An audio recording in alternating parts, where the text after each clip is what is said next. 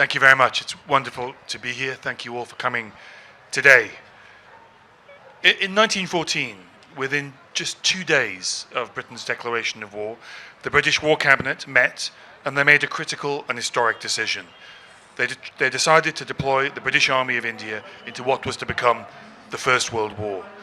At first, the idea was that they were going to defend and protect the Suez Canal. By the time they got to the Suez Canal, that was a fantasy. They were headed to France and Belgium. By August, they were in Marseille. By October, they were in the fields around the tiny hamlets of Belgium and northern France, facing the German army. But that decision was made for simple arithmetic reasons. The British Expeditionary Force of 1914 was 70,000 strong. The German army was 1.9 million strong. The Austro-Hungarian army was almost 500,000. But Britain, as it had done since the days of the East India Company, had another army, the British Army of India, which stood at 240,000 men, 150,000 of them able to be deployed immediately. What was different about 1914 to all the many other deployments of the British Army of India is that they were to fight in Europe against a white European enemy. And that was the beginning of 4 years of suffering, of heroicism at times, of cross-cultural conflict, all shaped by the illogic of race and empire, the urgency of military situations. And that is what we're here to discuss today with my fellow panelists. I'd like to begin by trying to make sense of this moment, by thinking about what it was like to be one of those soldiers who had been sent across the oceans, who finds themselves in France and Belgium in the last months of 1914, with all of the insanity of the First World War to make sense of, and this cross-cultural moment to navigate. Yes, it is an extraordinary moment because in 1914, for the first time, the Indians were allowed to fight in the Western Front and give up their kind of lives. And I thought it's a dizzying moment because on one hand, for the first time, they go to Europe. And they say that the European races, they're the most beautiful race in the whole world. And the French, they're the most beautiful people. Every house, they say, is like paradise. So on one hand, there is that ecstatic encounter with Europe. On the other hand, they're transported in red London buses, as you know, David, and shoved straight into the trenches. This is kind of October. And they face the horror of warfare. And the letters, they immediately start writing. And they fall back on what they know on images of nature, like there is conflagration all around, or we are like grains cooked in a pot. So it's quite heartbreaking. So it's the letters that are the main sources of our information. Navtej, could you paint a picture of this experience and this moment? I think I can do no better. Since Shantanu mentioned letters, I have a little few lines here on the letters. And this is based on a fictional protagonist in my book, who's a sepoy, exactly sent as David mentioned. He's just recruited because he's a good wrestler from a village, and is sent. And then, of course, they reach the land of fairies, as they said, because they were absolutely fascinated by the French women in particular who lined the streets and met them and gave them cigarettes and food, etc. So the letters that the soldiers had sent home then were still untouched by the horror of war. They talked of the crossing of the dark waters to a land of beauty, and of how happy they were and why no one should worry about them.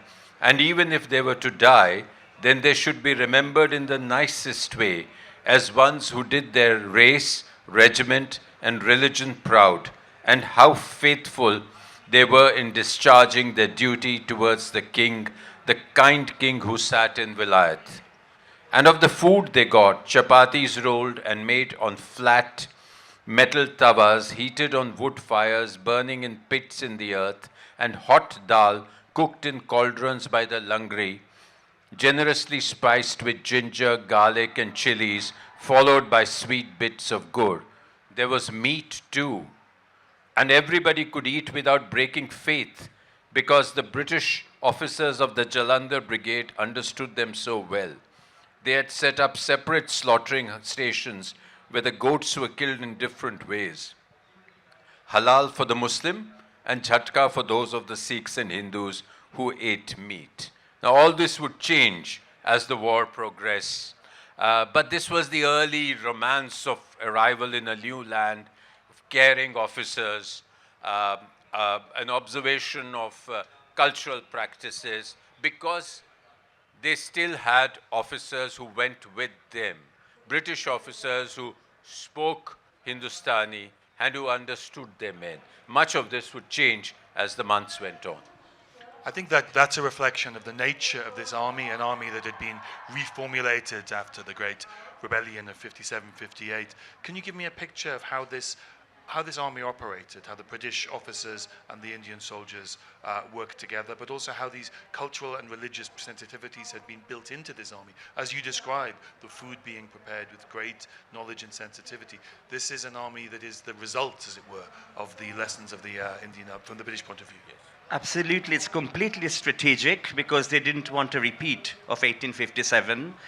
And though there was a close bond between officers and some of these Indian sepoys, as Navtej said, there was a very strict hierarchy, almost apartheid. Like I have, researched on this for 10 years. I have come across lots of accounts of Indians risking their lives and getting killed to save their officers, but I have not come across a single letter where a British officer ever risked his life. So I think we need to have those parameters clear.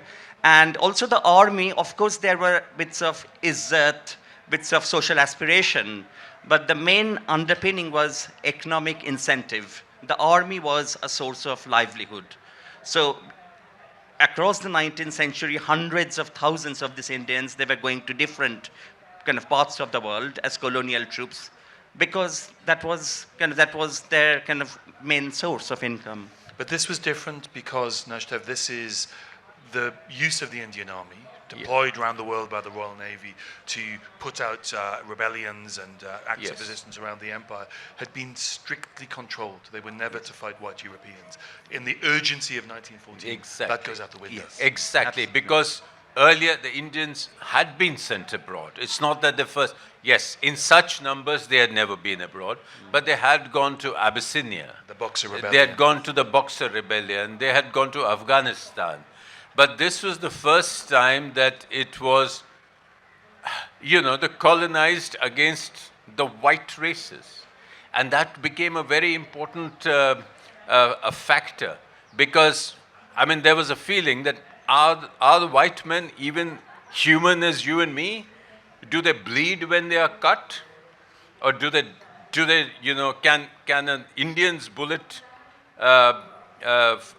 kill a white man? Because, there are questions that come in these letters that, the Frenchman looks much the same as an Englishman, the German looks much the same as an Englishman.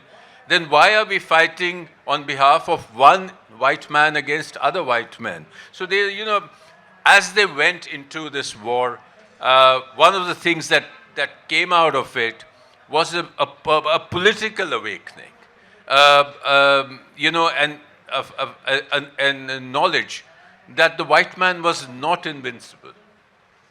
We've mentioned twice the letters. It's probably good to explain, if you could, Shantanu, just what a remarkable resource, in some ways accidentally bequeathed to historians, for reasons that are to do with the war and control and divide and rule.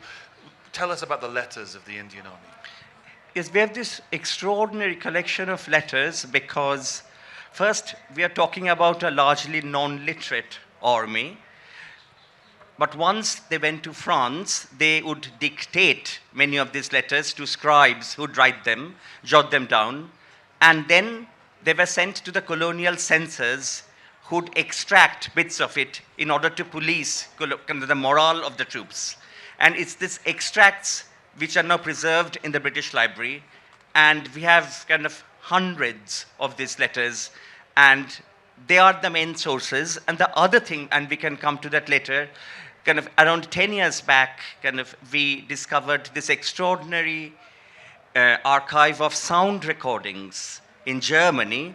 These were by Indian prisoners of war, and the Royal Prussian kind of commission. They recorded Hindus, Muslims, Sikhs, along with Senegalese, Irish, English people, and they are the first voice recordings that we have of Indian troops. And Shantanu has collated some images and a sound recording for this session that we're going to start going through in a moment. Just one more question before we do. You mentioned that, of course, the Indian Army exists on the Western Front and in other theatres of war alongside people from other empires. The First World War, very often imagined as a European war, is truly a war of empires. Navtej, could you tell me about this coming together? What did it mean for the Indian soldier to encounter, for example, soldiers from the British Caribbean or French soldiers from Senegal? Well, I presume there was a kind of hierarchy of racism. And you know, while the Indian soldier was the subject of racism at the hands of the white man, he was probably racist towards the black man fighting with him. So there was this hierarchy of racism which we have to face up to.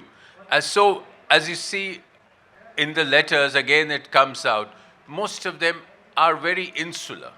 You know, there's virtually no reference to other people of color that you see in these letters. It's all the guys from the same village hanging together or the same regiment hanging together and writing that. So while perhaps if you from a larger point of view of the empire and the ruled, there was this divide, but I think there were internal divides amongst the ruled.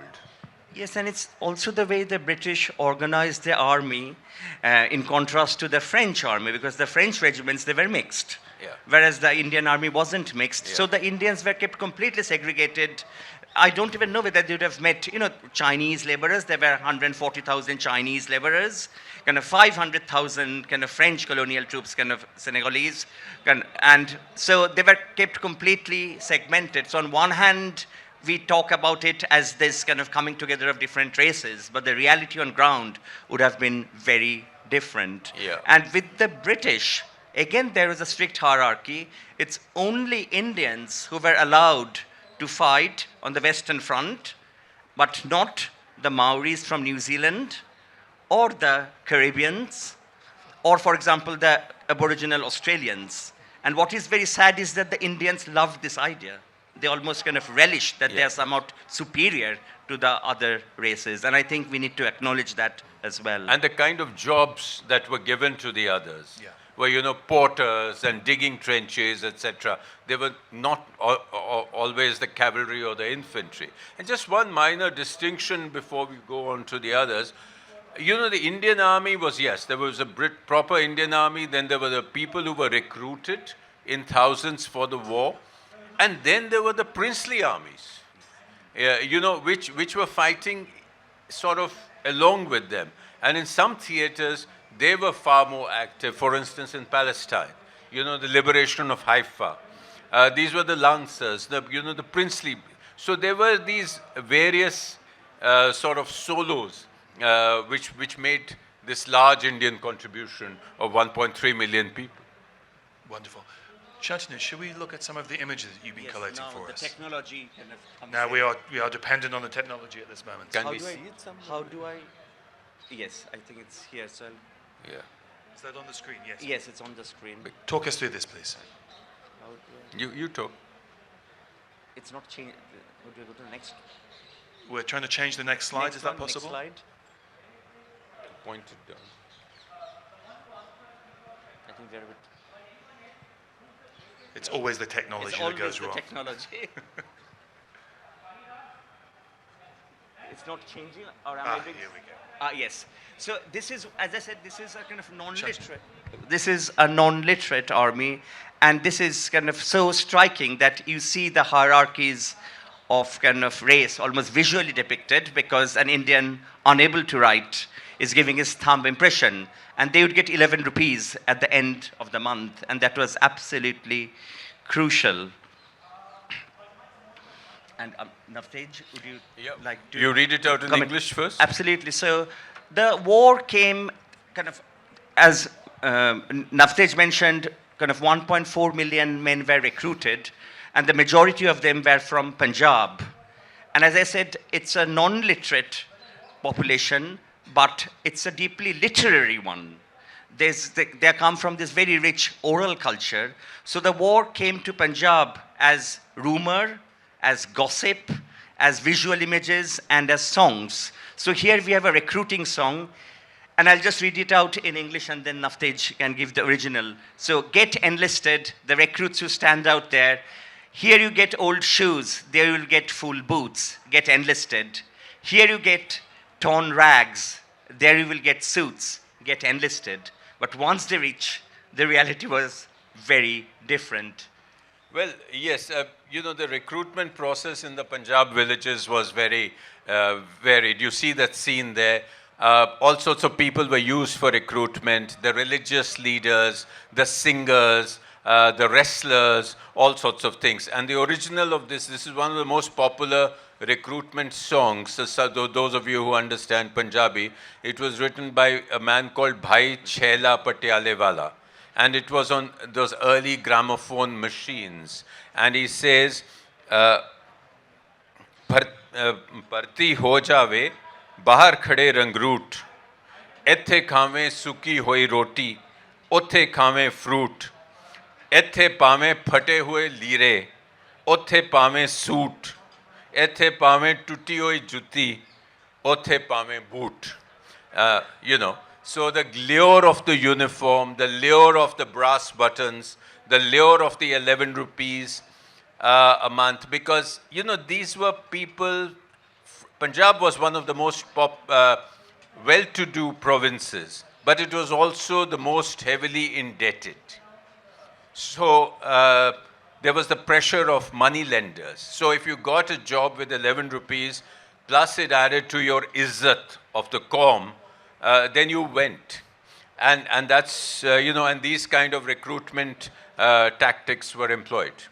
Absolutely, and I think there is often this divide, like some people say that they were driven by izzat. There is this other camp saying they're just mercenaries. We should explain izzat for those who Oh, izzat, kind of, I think most people, honor, basically, honor, prestige.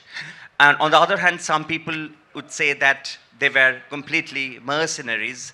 And I think both are quite reductive categories. I think it's much more complex, and different emotions and motives were fused and confused, like social aspiration, family tradition, village tradition, izzat, and money. So I think we need to factor... And land. And land, yes, that money, they get grants, and they got huge amount of land grants at the end of the war. But at the same time, there were other voices also, and this is where I wanted to bring in the women. And some of the most heartbreaking testimonies come from women who sing these songs. Like they say that take the bachelors to war, don't take our husbands. Or another song is, train go slowly, oh train go slowly because my husband is going to Basra.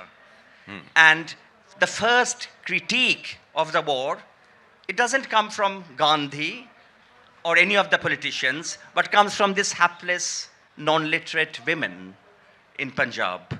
And on the left, there is I think it would be the painting, sorry, we just moved, and we have visual depictions. And since it's a non-literate population, we need to go beyond conventional archives to objects, images, songs, in order to understand this world. This is an image from the other end of that journey across the oceans. This is the Indian divisions arriving in Marseille in August, end of August, early September 1914. I mean, this was a moment when the Indian armies encountered Europeans, as it is often described in the newspapers as the moment Europeans gazed at this Indian army. To invert that, what do the letters, what do we know about that experience from the other way around? I will just say one hilarious episode. This is actually comes from diary. And so there's this kind of, and the first kind of branch of men, they were this kind of tall, kind of handsome kind of men from Punjab. And they come out of the ships, walk down Marseille, and one woman comes to this kind of Sikh warrior and says, "Oh my God, you have grown this long beard because you have been in the ship for so long. Can I shave off your beard?" as a little gesture. So there are, or for example, when the Gurkhas come, they need new underpants. So they are sent to the market, but the underpants are too big. So then another group is sent to buy safety pins so that they can pin their underpants. So there are all this kind of glorious kind of moments as well. And they were, of course, full of admiration for what they saw. At the same time, when they camped outside Paris, and the soldiers would wash their long hair or comb their hair or play their traditional musical instruments, the French men, women, children would all crowd around and look with complete awe at these. And some of this, I don't know if you have that picture. And there was this whole very positive interaction to begin with. There is striking from some of the writing in 1914 of this moment of encounter that there's a writer that Santanu and I are very fond of, Bibikov, who writes without, this is a woman writing in 1914, without the racial language and the racial categories, a real sense of encounter and enchantment with the Indian Army. So there are those who are carried away by this moment. Absolutely, and I think there's a certain naivety. Of course, there is Orientalism, but you write about that, David, very well. There is a certain sweetness and a naivety. This Bibikov, she's completely swept off her feet. And there are painters who get to the Indian camp in order to paint these Indians. We have sketches, we have portraits, we have paintings, and this is the first time that kind of working class Indians are being kind of painted. Sorry, this has a mind of its own. And there's also a social awakening amongst the soldiers besides the political awakening. They see unveiled women mingling in the streets, and they write back about it. And they see how people are spending their money and they say, we waste too much money on rituals. We waste too much money on weddings and funerals. We have to spend the money on education. So there is a social awakening which accompanies their exposure abroad. Absolutely, and the other thing is dignity of labor. They say even here the sweepers, they're well dressed, they take pride in their kind of job.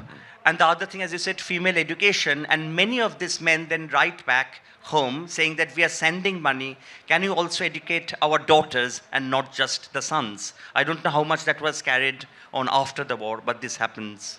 But can we change the positive picture to the negative one? Well, we have to get to the fact of what they are there to do on the Western Front. I was just...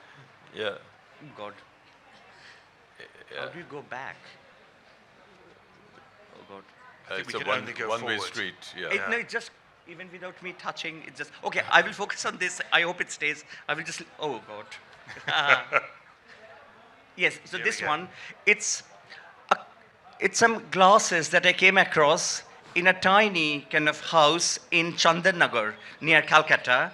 And these glasses belong to this kind of Indian man, kind of Jogen Sen, who was killed in 1915, and they were sent to his kind of widowed mother. And I often think kind of the feelings of this mother, all that remains is this kind of blood-stained glasses. And he was in the West Yorkshire Regiment, and one of his colleagues said that he was the best educated person, but he wasn't promoted because he was Indian. So this is the other side. And the next one, if I manage to... This is quite remarkable, Navtej. I think you'll be very interested. On the left, in the diary page, this is a page from the diary of an Australian private, where a Punjabi soldier, Pakka Singh, had signed his name in 3 languages, Gurmukhi, Hindi, and English. And suddenly you realize how kind of the Muslim and the Hindu cultures, they coexisted. This is kind of pre-partition. I came across this in the Australian kind of war memorial in Canberra. And on the right, and I think we often think of a homogeneous Indian experience. That is completely wrong.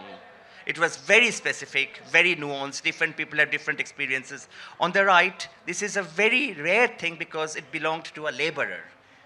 We can recover the soldier, and this is a laborer who had found this German helmet and had put 2 horns. And this is in Oxford. And the next one, I think all of us... artifact. It's quite extraordinary. Do you recognize Yes. this, Navtej? So this is a lovely letter written by a young girl to her father. I don't know if you can read it, if it's quite obvious. But obviously, the mother can't write. The daughter has, perhaps learned to write. She said, "I'm learning in She's order to learning, write to, in order and to you write to see you." that all the words are joined together, as it used to be in handwritten Gurmukhi at that time. And she basically, it's a very plaintive letter. She says, we are all right, but without you, we are as good as dead. So just come back. And there are many hundreds of letters of Not this. anyone from, this is perhaps the only letter from such a young girl. Yeah, It is from a child, So he's yes. 11 years old, and we have very few letters, maybe 3 or 4 from women. Yeah. But what is so, I think, moving is that, often we do historical reconstruction or understanding without emotion, and the heart is absolutely central to the letter. And even in the soldiers' letters, they say, our hearts are bleeding, our hearts are breaking. And I think we need that language in order to access the experiences. And I think that takes us on to something that's been central in your work and other people have written about the Indian Army in the First World War, is we need to expand what we mean by the archive to try to capture this experience. We have to look at not just letters, but objects and other bits of material culture. Can you tell me about how we build this history? Yes, I think we need to create our own archive because, of course, there's military history, which is very important. But I wanted to go beyond medals and memorials and these honors and understand and partly recover the texture of experience. And I think for this, we need to go beyond conventional archives into rumor, gossip, objects, songs, because I think we need to remember that amnesia is not absence. Once one starts digging in, so I started this, I think, in around 2010 or 8. And I'll just tell one story. This was when I had found an important letter in the archives in Delhi, and I was just going back to London. I was driving to the airport. I was being driven. I was in this taxi, and the taxi driver asked me, "So why are you here?" And I said, what would he understand about my research? But he was quite insistent. He said, "What do you work on?" I said, "India and the First World War." And he said, "My great-grandfather was in the First World War in Mesopotamia, and in our house there's a whole trunk full of objects and letters." And I think this is how memory often functions in India. It's there, but not on the surface. I wonder whether you had similar No, I haven't had any first-hand experience of it. But, it is absolutely true. For instance, you find references in other countries that, we used, for instance, in present-day Israel. I met families, Arab families who did say that, my father used to say that he met Indian soldiers here. So the Indian soldiers walking around Jerusalem with Allenby's forces were very popular figures. For instance, and they performed a particular role, if I can mention this, in Jerusalem, because the Haram al-Sharif, or the Temple Mount, which was open only to Muslims because it was the Al-Aqsa Mosque, and they needed somebody to guard the entrances. So who better than Indian Muslim soldiers? So they used to guard the entrance to the Al-Aqsa Mosque. So there are stories which you come through families and even in countries which are not India, but where these soldiers have served. Like this is, from my own family. Yeah. Monindranath Das, one of my great uncles, he served as a doctor in Mesopotamia. And he, in fact, even got the military cross. And they had been in the family wardrobe for almost 100 years. And he, in fact, got a German shell case and carried it back home. And this is how memory functions. Yeah. Shall we go to Mir Must or whenever? But do you want to talk?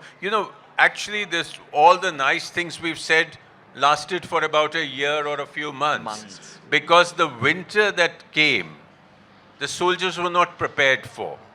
They had new weapons. They weren't equipped properly. They couldn't handle the snow, the trenches, the trench rats, the cold. And so in a year or so, they were moved to Mesopotamia or Egypt and other places. And that's when the tone of the letters changes.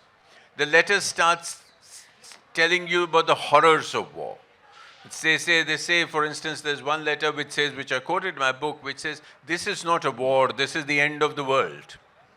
And here strange things happen. There's Zeppelin ships, and they can't handle that. They can't handle the way the sniper bullets come. They're just simply not trained, not prepared for it. And that's when the letters change and they start telling people in the villages, don't recruit, don't join the army. It's no great things happening out here. And then they start trying to find ways and means of malingering, For instance, they keep asking in their letters for the bhalwa. Bhalwa was a little, which is used by dhobis to mark clothes, the indigo, which actually can be used to give your hand a swelling. So they would ask for that so they could get a swelling and then be taken off from the front.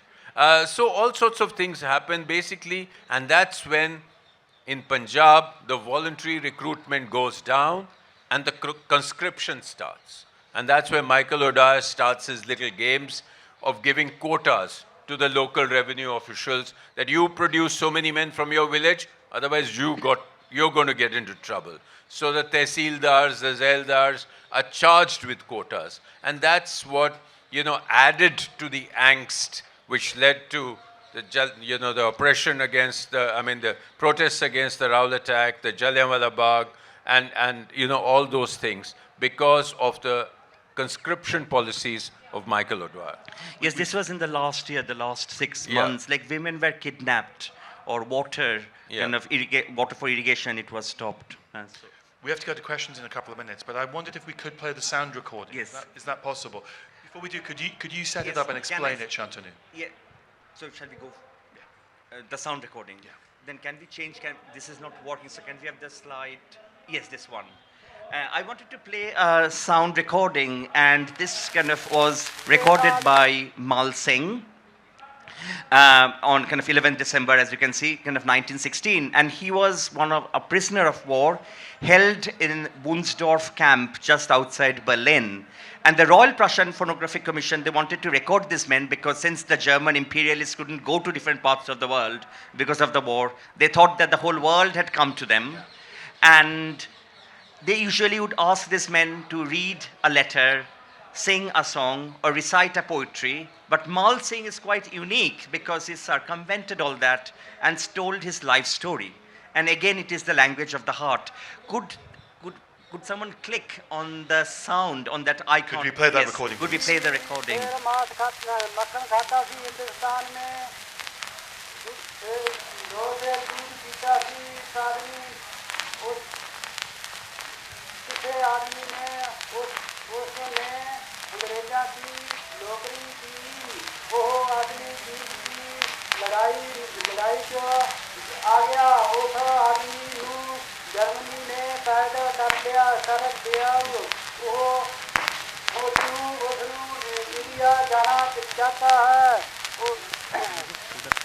Well, we should just say a little bit more about that recording. As you said, Germany has this army of ethnographers and anthropologists who have been out in the German Empire in Africa and elsewhere up until 1914. Suddenly, Germany loses its empire, but these hundreds of thousands of men from all over the world are literally in German prisoner of war camps, and they pounce on them.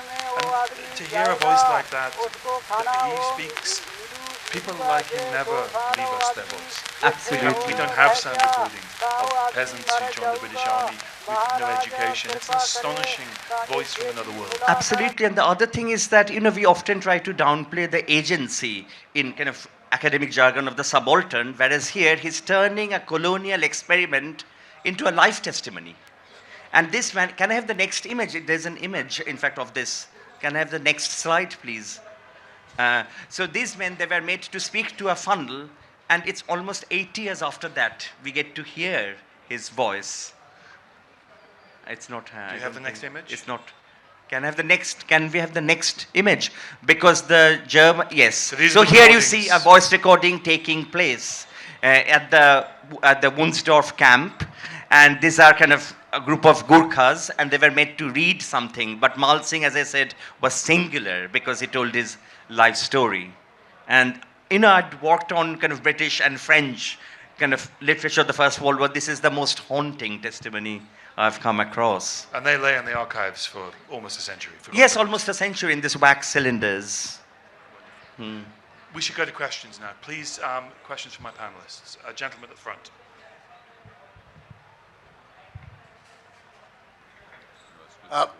One is the question to the three panelists. This is the Jaipur Literature Festival in Jaipur. Why have you neglected talking about Jaipur and the soldiers from Rajasthan in the course of your talk? Though Navtej, you did mention about Haifa, which was taken at the gallop by the Jodhpur Lancers, but that was in passing. Number two, it seems to me that all your research, like a lot of our Indian historians, Rumila Thapar and Irfan Habib, is done in archives and on the net. Have you gone down into the field? The sons of the soldiers who fought in the First World War were alive 10 years ago. I've met some of them, and they have a whole host of things. Even now, it's not too late for you gentlemen, scholars, to go down into the field and meet the families of those soldiers. The true scholar is the one who dirties his hands, browsing through those records, not on the internet. Thank you. With respect, I think actually, that's this exactly is not what Shantanu's research has said. Shantanu's just given you a story of an encounter. It's exactly what he's just said. This is not I don't think you were listening, sir. None of it was from the internet. I spent 10 years. I had gone to Punjab. I spent a whole month meeting families, not just in Punjab, of diasporic Indians in Zanzibar, people who had stayed behind in France. So this took 10 years. And much of the best archival material, unfortunately, they are not in India. But as I said, the Gallipoli material is in Australia. Of the Western Front, it's in Germany and France. It's in Istanbul. So I've spent 10 years of my life going to these places, doing the archival work. So it has nothing to do with the internet. And the whole internet revolution happened after I finished my research. It was by nature a global war, and therefore the archival record is by its nature global. Can we have some more questions, please? A lady here in the front, lady in the front row, please. Thank you very much. So, is there any record of those soldiers who have returned from the war and experienced post-war trauma, and how they went on living with their lives and coped with that trauma? There are some recordings which were kind of done after the Second World War. And it is quite interesting because often, sometimes, you have the same person kind of talking about his First World War experience. He had survived and he had gone again to the Second World War. And they talk about unemployment. That's the main thing of being let down. At the same time, there's a lot of kind of generous grant of land, as Navtej had said, in Punjab. So we do have some recordings, and they were done in 1970s and 80s. In fact, I have a whole stack of these kind of recordings. This is very different from the recordings done in Germany. These were done in India in 1970s and 80s, voice recordings. Thank you very much. We've got about 5 more minutes. It would be great to get as many questions as we can. A young man there in the third row.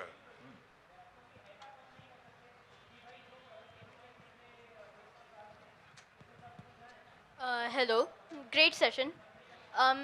My main question is that did the common people of India, who were besides from the people who shared family that fought in the war, what was their opinion on the war? Did they know about it? Did they feel something about the war? Yes. Or Great question. I think it's a great question. You see, the way the war was projected in India was that this is a war for all of us. It's not only for the British king, it's for all of us, for democracy. And that was how it began. And even Mahatma Gandhi was helping to recruit people in the beginning, soldiers for the war. And the families contributed. Families contributed money. They contributed a gold bangle.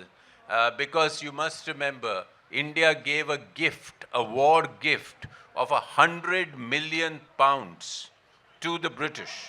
The poorest country in the world gave to the richest country in the world 100 million pounds of that time, which I can't even calculate what it means today. So all the families helped. India gave a lot of grains. wheat, barley, etc. 185,000 animals were taken from India. So when you give away the grain, when you give away the oil, what happens here? Price rises. So the people suffered, they felt the war, they felt the pinch, and when they saw that they were not getting a reward, they were disappointed and they were angry. Shantanu, and although there was censorship of letters, of course, men returned. News of the reality of the Western Front and the war in Mesopotamia, modern-day Iran, modern-day Iraq, that did come back to India, did reach the villages. Oh, absolutely. Like many of the soldiers would come back with one leg kind of seriously injured. And the whole tide turns from 1915. There are letters, and I remember one letter saying, don't come, don't come, don't come to the war. It completely changes. And we have this kind of songs and basically pleas for the soldiers. And that's where the forcible conscription starts. Absolutely. And it's important to stress that these are missions to the villages in which quotas have been given of men who are to be recruited. That's right. Yes. This is forcible conscription. Absolutely, but what is sad, the same thing happens again in the Second World War, but that's a different story. And similar things are happening in French West Africa. Absolutely, This Senegal. idea of a war of volunteers is over by 1915. I learnt a new phrase when I was doing field work in Punjab, voluntary compulsory recruitment. That's great. Navtej? No, that's what. But David, I wanted to leave the last word with you, because you've done so much research on this and in the time of the centenary of the war. Do you think it has changed anything? Do you think our relationship to the war has changed? Is a better feeling about it amongst the ex-empire?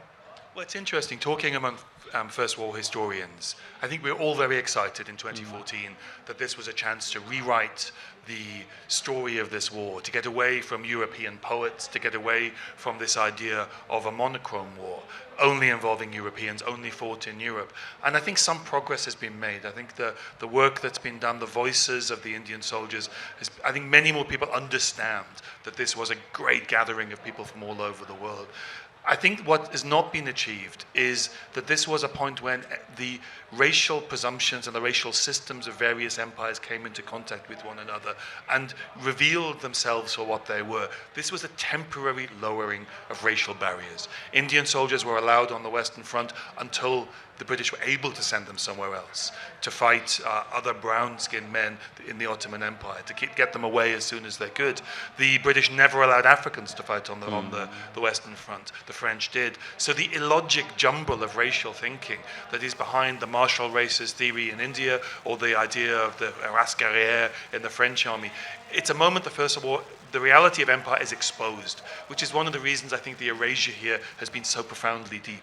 It was not what they wanted to do. All of this was contingent on emergencies. Absolutely. And the other thing during the centenary is that I often think it's not just enough just to remember, but how we remember it. Because I think we need to commemorate the soldier, but not commemorate war, because then it falls into the logic of perpetuating kind of warfare. So that's one of the risks we run about this whole commemoration tsunami that swept over all of us between 2014 and 18. And very briefly, what's next to be done? What more can be recovered? I think we have recovered an enormous amount of material between 2014 and 18. The landscape has changed. So in another maybe 10 or 15 years, there will be new histories and new ways of bringing alive, as I said, the texture of experience going beyond medals and memorials. And this facile commemoration, like commemoration is not celebration. And that's what we need to remember. There's nothing to celebrate. War is a violent thing. Navtej, briefly? Yes, I think what it has done is also, we can't use romance as a lens of remembering the soldiers. That's a very European way of looking at it. Here were these tall, handsome Indian men who came to fight for us. No, they came out of compulsion. They came in terrible circumstances. They came and fought against very heavy odds. So I think we have to get real about this and not just look at it, from this sepia-tinted romantic vision. Ladies and gentlemen, please join me in thanking Santanu Das, Navtej Sarna. Thank you very much. Wow, this was some session. So we would like to thank Santanu Das, Navtej Sarna, and David Olusoga for this riveting discussion. Thank you.